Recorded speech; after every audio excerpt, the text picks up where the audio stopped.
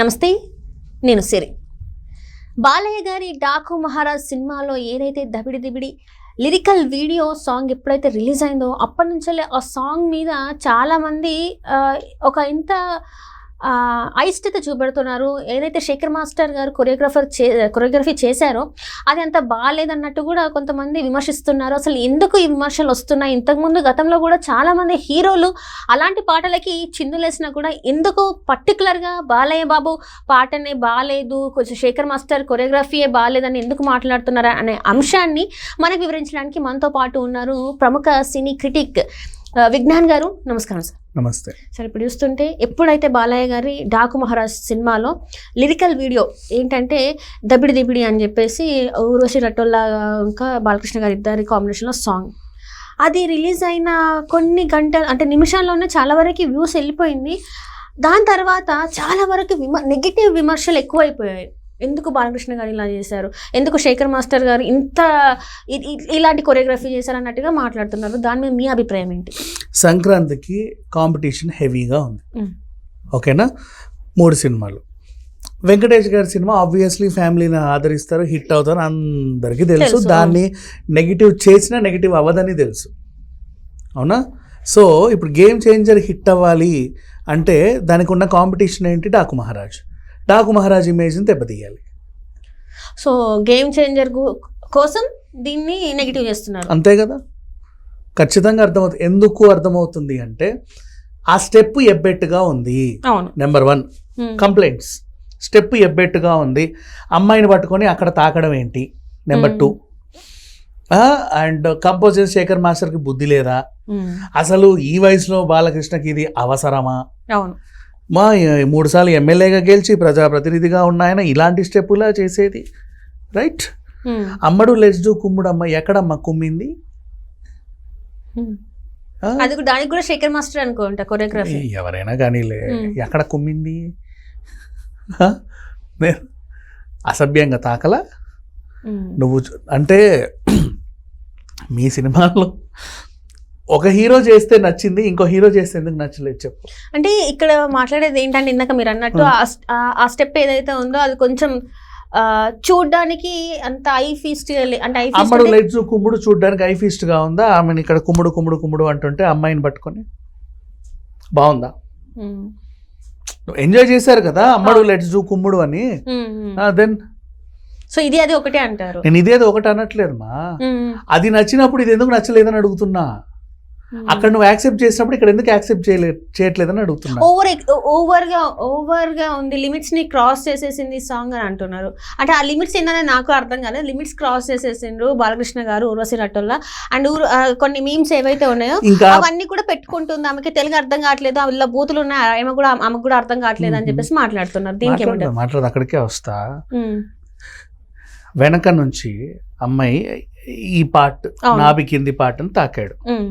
నాభి కింది part doctors కూడా ఇంజెక్షన్ వేసేటప్పుడు చూస్తారు, దాని పెద్ద బూతుగా ఎవరు అనుకోరు. ఇక్కడ వరకు కూడా స్కర్ట్స్ వేసి నడిచే వాళ్ళు కూడా ఉన్నారు.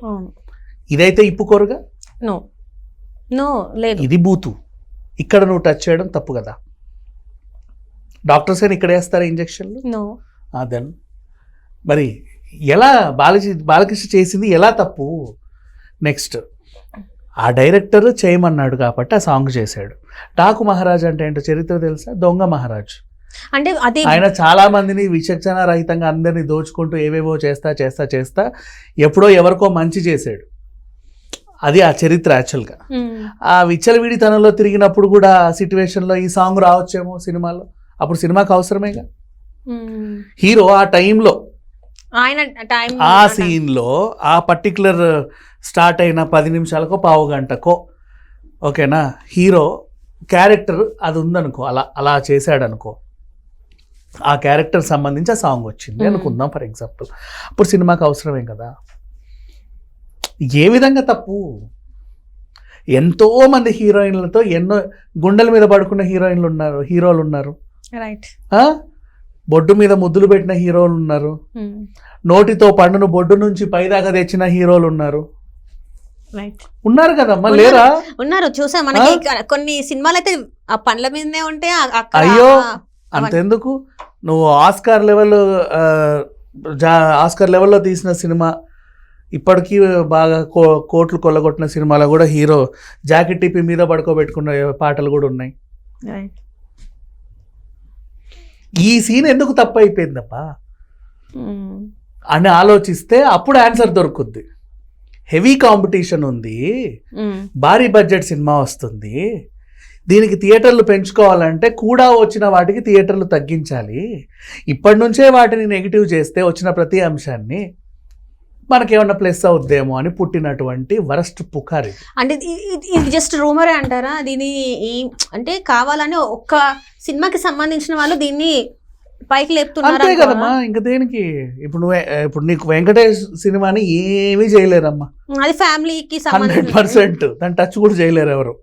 ఇక నువ్వు భయం పుట్టుకుందంటే బాలయ్య సినిమా, ఎందుకంటే గత చరిత్ర చూసుకుంటే మొత్తం అన్ని హిట్లు, సూపర్ డూపర్ హిట్లు. సంక్రాంతి అంటేనే బాలయ్య.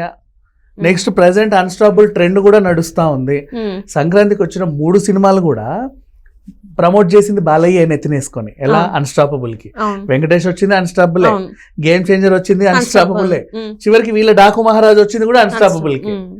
ఆ 3 సంక్రాంతి సినిమాలు కూడా ఈయన నెత్తిన మోస్తున్నప్పుడు, ఇక్కడ చూసుకుంటే దిల్ రాజు గారే. సో ఈయన లెవెల్ అంతున్నప్పుడు ఆ శిఖరాన్ని ఏదో రకంగా పీకాలి అనుకుంటే ఇట్లాంటి చిల్లర వార్తలన్నీ పుట్టించాలి. ఎక్కడ బూతుంది చెప్పు? నువ్వు ఏ షాట్ బూత్ అన్నా దానికి సంబంధించినటువంటి ఈక్వల్ షాట్లు నేను 1,00,000 సినిమాల్లో చూపిస్తాను నీకు. మహా డైరెక్టర్లు తీసిన షార్ట్స్ అన్ని చూపిస్తా. ఇక్కడ ఏం తప్పు ఉంది? మరి అవన్నీ నువ్వు యాక్సెప్ట్ చేసినప్పుడు ఇదెందుకు యాక్సెప్ట్ చేయట్లేదు? That's all. అంతే. నాకు ఇక్కడ ఒక విషయం ఏంటంటే, చిరంజీవి గారి ఏజ్ బాలకృష్ణ గారి ఏజ్ ఒకటేనా? ఏజ్తో సంబంధం. ఎందుకంటే ఇప్పుడు చిరంజీవి గారిని యాక్సెప్ట్ చేసినట్టు బాలకృష్ణ గారిని ఎందుకు యాక్సెప్ట్ చేయలేకపోతున్నా? అందుకే అడుగుతున్నా. ప్రజాప్రతినిధి అన్నావు, మరి ఆయన ముఖ్యమంత్రి స్థానంలోనే పోటీ చేశాడు పార్టీ పెట్టి. ఆ తర్వాతే వచ్చిన సినిమా అది, ఆయన రాజకీయాలు వదిలేసిన తర్వాత అప్పుడు వచ్చిన సినిమా అది ఖైదీ 150 కదా. నేను ఆ ఒక్క పాటనే నేను టార్గెట్ చేయట్లా. నువ్వు అమ్మాయిని అసహ్యంగా తాకావు అంటే ఒక సీనియర్ హీరో అయ్యుండి అని అన్నారు కదా, అలా నేను చెప్తున్నా ఎగ్జాంపుల్స్. రజనీకాంత్ గారి సినిమాల్లో ఐశ్వర్యరాయ్తో కానీ, మన